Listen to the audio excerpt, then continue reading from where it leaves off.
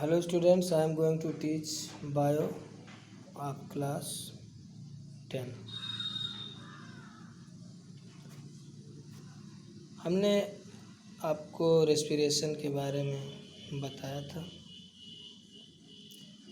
उस दिन previous lecture में हमने आपको बताया था कि जो ऑक्सीजन हम लोग लेते हैं वो कहाँ से पास होती है, नॉस्ट्रिल से, फिर इसके बाद थ्रोट में आती है, फिर इसके बाद लंग्स में। यहाँ पे आप लंग्स देख सकते हो।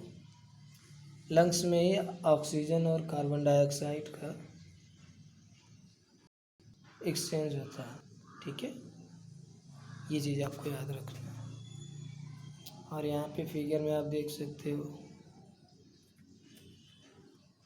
ये अल्वेओली है, ठीक है। रेस्पिरेटरी जोल्स है, ये ब्रोंची है, इस तरह की चीज़ें। ये डायफ्रैगम है, ये भी आप देख सकते हो। ये रिब्स है, ये सब देख सकते हो, रिब्स है, ठीक है। इन सभी का इम्पॉर्टेंट रोल होता है रेस्पिरेशन में, ठीक है।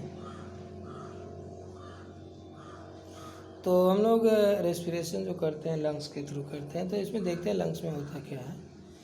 Within the lungs the passages divides into smaller and smaller tubes which finally terminate in balloon like structure which are called alveoli. जो भी हमने आपको अल्वेओली ऊपर दिखाया वो बैलून लाइक स्ट्रक्चर होता है, ठीक है ना।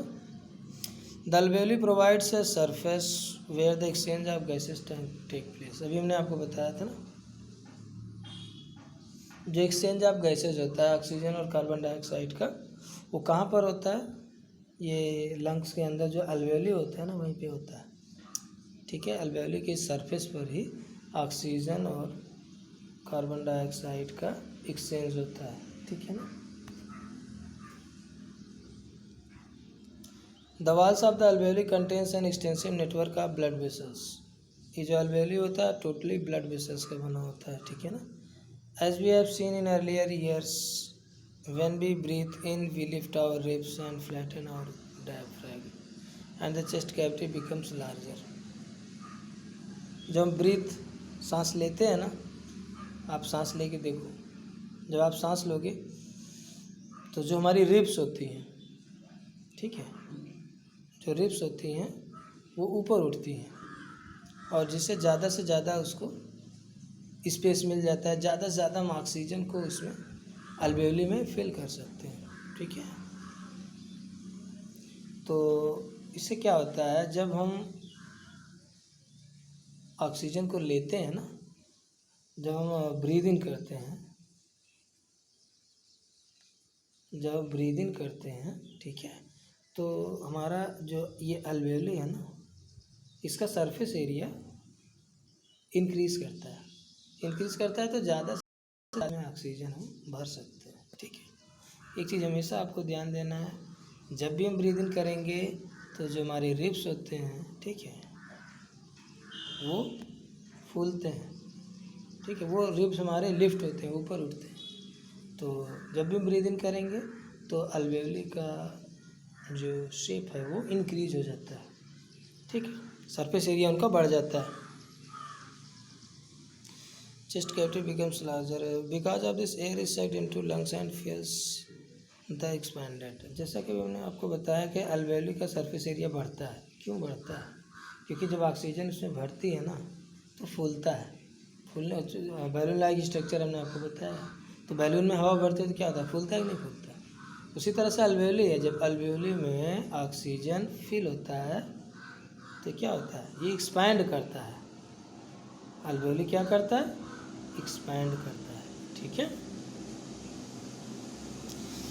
The blood brings carbon dioxide from the rest of the body for release into the alveoli, and the oxygen in the alveolar air is taken up by blood in the alveoli. Blood vessels in the transported to all the cells in the body.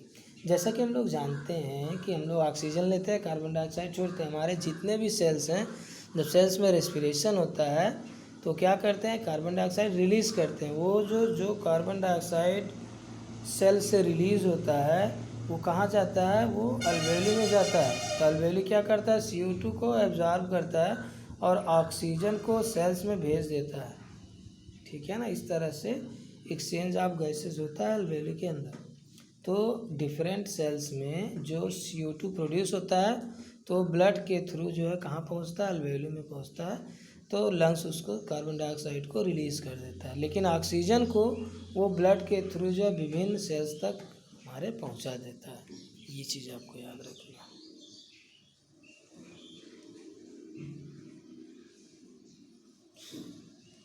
When the body size of animals is large, the diffusion pressure alone cannot take care of oxygen delivery to all parts of the body. Instead, respiratory pigments take up oxygen from the air in the lungs and carry it to tissue which are deficient in oxygen before releasing it. In human beings, the respiratory pigment is hemoglobin.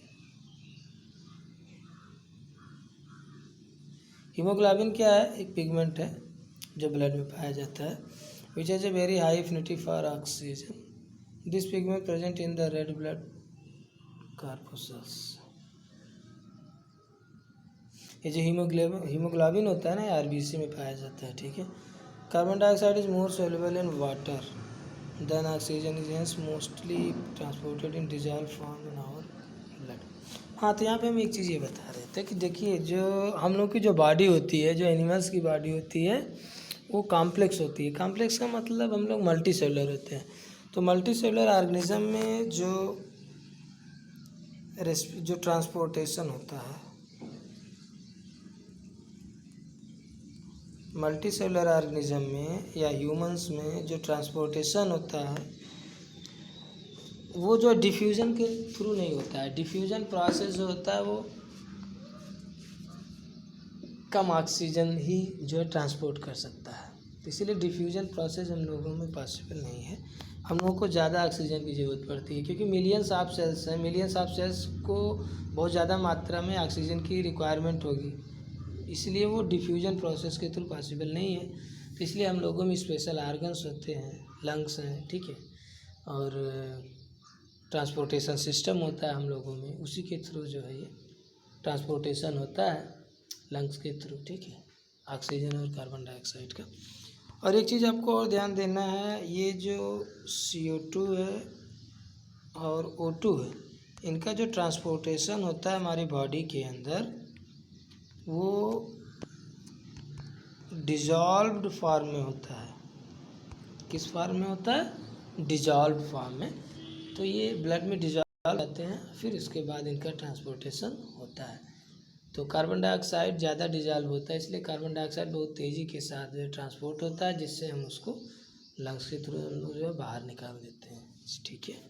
एक चीज़ और आपको याद रखना है, जो haemoglobin है ये red pigment होता है, जो कि आरबीसी में पाया जाता है, हीमोग्लोबिन. और एक चीज़ और आपको याद रखना है, हीमोग्लोबिन जो होता है ऑक्सीजन को ट्रांसपोर्ट करने में हेल्प करता है.